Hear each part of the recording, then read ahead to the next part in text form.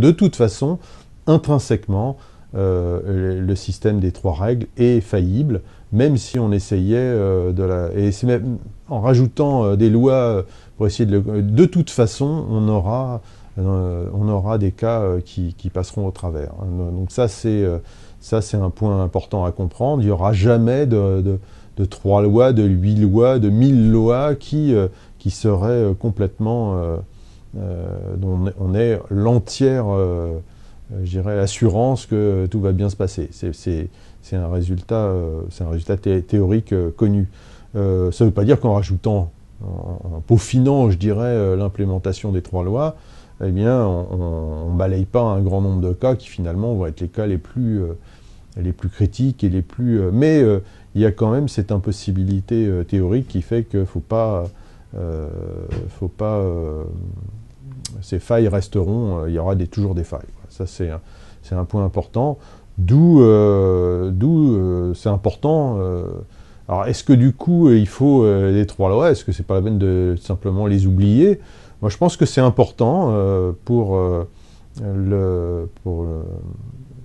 la dissémination, l'utilisation des robots, qui est un petit peu cet aspect 3 lois, justement, ne serait-ce que d'une part pour rassurer les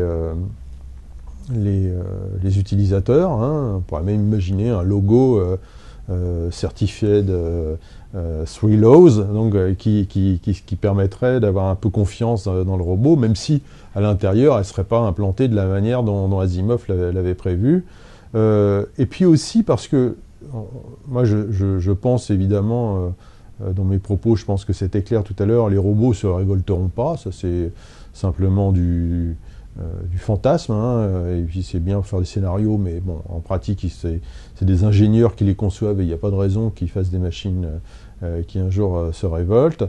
Par contre, qu'on ait des machines qui puissent être, dont le fonctionnement soit dégradé et du coup qu'elles fassent des choses un peu bizarres et entraînent des accidents, ou alors que des esprits mal intentionnés prennent le contrôle des machines pour justement leur faire faire des choses interdites. Alors là, du coup, il y a l'introduction de virus, de chevaux de Troie, qui prendraient le contrôle des robots, par exemple pour dévaliser une banque. Bon là, le robot, il est contrôlé par des gens extérieurs, hein.